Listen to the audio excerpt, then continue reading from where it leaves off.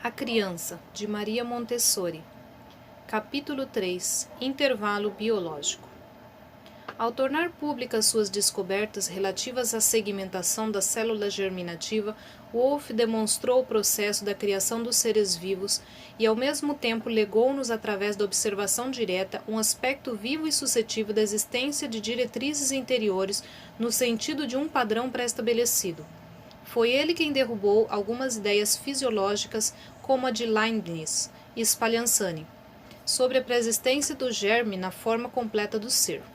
A escola filosófica da época supunha que no ovo, ou seja, na origem, já estivesse formado, ainda que imperfeitamente e em proporções mínimas, o ser que posteriormente se desenvolveria, caso fosse colocado em contato com um ambiente favorável. Tal ideia provinha da observação da semente de uma planta que já contém oculta entre os dois cotilédones uma minúscula planta completa, na qual é possível reconhecer raízes e folhas e que posteriormente, lançada à terra, desenvolve aquele todo já existente no germe da planta. Pressupunha-se um processo análogo para os animais e para o homem. Mas quando Wolff, após a invenção do microscópio, pôde observar como se forma realmente um ser vivo, abre parênteses, começou a estudar o embrião de pássaros, fecha parênteses.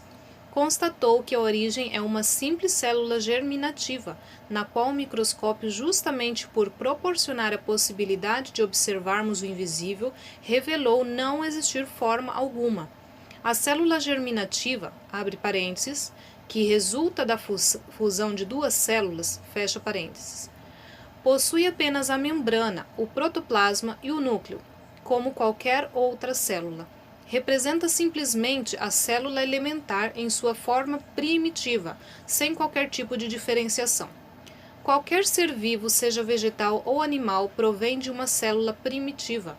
O que tínhamos visto antes da invenção do microscópio, isto é, a plantinha no interior da semente, é um embrião já desenvolvido da célula germinativa, e que superou a fase que se completa dentro do fruto, o qual lança posteriormente à terra a semente madura. Existe, porém, na célula germinativa uma propriedade deveras singular, a de subdividir-se rapidamente e de fazê-lo segundo um padrão pré-estabelecido. Todavia, não há na célula primitiva o mínimo vestígio material desse padrão. Apenas existem em seu interior pequenos corpúsculos, os cromossomos, que se relacionam à hereditariedade. Acompanhado os primeiros estágios no desenvolvimento dos animais, vê-se a primeira célula dividir-se em duas, depois estas em quatro e assim por diante, até a formação de uma espécie de bola vazia chamada mórula, que depois se invagina em duas camadas que deixam entre si uma abertura, constituindo-se assim uma cavidade de parede dupla, a gástrula. Através da multiplicação, invaginações, diferenciações, um ser complexo continuava a desenvolver-se em órgãos e tecidos. Consequentemente, a célula germinativa, embora tão simples, límpida e desprovida de qualquer padrão material, trabalha com exatíssima obediência à ordem imaterial que traz dentro de si, como um servo fiel que conhece de cor a missão recebida e trata de cumpri-la, sem portar consigo qualquer documento capaz de revelar o comando secreto recebido. O padrão só é visto através de atividade das células infatigáveis, podendo-se distinguir apenas o trabalho já realizado. Fora deste, nada aparece. Nos embriões dos mamíferos, e por conseguinte no do homem, um dos primeiros órgãos que aparece é o coração, ou melhor, aquilo que se transformará no coração. Uma pequena vesícula que se põe a pulsar imediata e ordenadamente, obedecendo a um ritmo estabelecido. Bate 2 vezes no tempo que o coração materno leva para bater apenas uma, e continuará pulsando incansavelmente, pois é o motor vital que auxilia todos os tecidos vitais em formação, enviando-lhes os materiais necessários à vida. No conjunto, é um trabalho oculto, maravilhoso, porque se realiza por si mesmo. É o próprio milagre da criação surgida do nada. As sapientíssimas células vivas nunca se enganam, encontrando em si mesmas o poder de se transformarem profundamente, seja em células cartilaginosas, seja em células nervosas ou em células de revestimento cutâneo, e cada tecido assume o seu posto exato. Esta maravilha da criação, espécie de segredo do universo, é rigorosamente ocultada. A natureza envolve-a com véus e invólucros impenetráveis. E só ela pode rompê-los, ao lançar para o exterior um ser maduro que surge no mundo como a criatura nascida. Contudo, o ser que nasce não é apenas um corpo material. Transforma-se por sua vez numa espécie de célula germinativa que contém funções psíquicas latentes de tipo já definido. O novo corpo não funciona apenas em seus órgãos, mas tem também outras funções. Os instintos, que não podem ser contidos numa célula, devem ser dispostos em um corpo vivo, em um ser já nascido. Assim como toda célula germinativa traz em si o padrão do organismo sem que seja possível chegar-lhe aos documentos, todo corpo recém-nascido, qualquer que seja a espécie a que pertença, traz em si o padrão de instintos psíquicos, de funções que colocarão o novo ser em contato com o meio ambiente, qualquer que seja tal ser, até mesmo um inseto. Os maravilhosos instintos das abelhas, que as conduzem a uma organização social tão complexa, começam a agir apenas nas abelhas já formadas e não nos ovos ou nas larvas. O instinto de voar atua no pássaro já nascido e não antes disso, e assim por diante.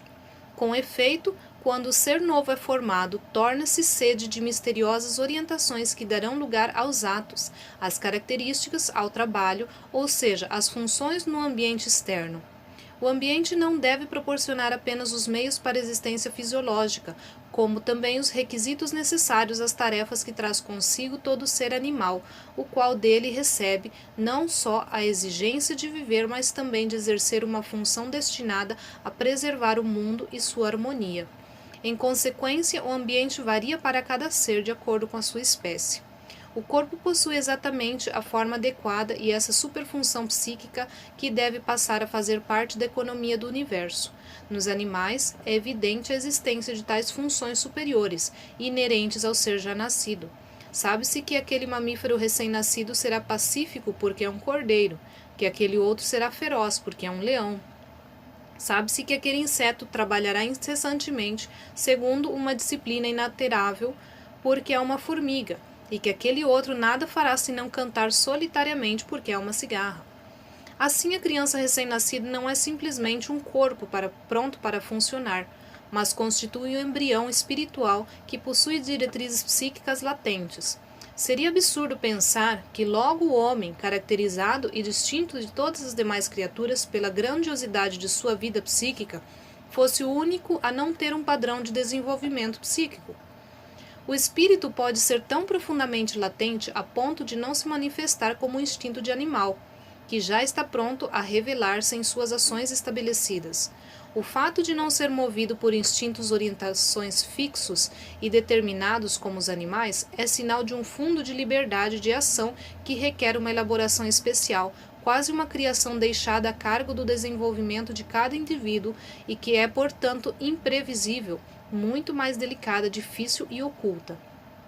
Consequentemente, existe na alma da criança um segredo que permanecerá impenetrável se ela própria não o revelar à medida que elaborar sua formação. É o que acontece na segmentação da célula germinativa, na qual nada existe senão um padrão. Trata-se, todavia, de um padrão impossível de ser desvendado e que se manifestará apenas quando os detalhes do organismo tomarem forma. Eis o motivo pelo qual a criança pode fazer-nos revelações relativas ao desígnio natural do homem. Entretanto, devido à delicadeza que está ligada a cada criação, surgida do nada, a vida psíquica da criança necessita de uma defesa e de um ambiente análogo aos invólucros e véus com que a natureza envolve o embrião físico.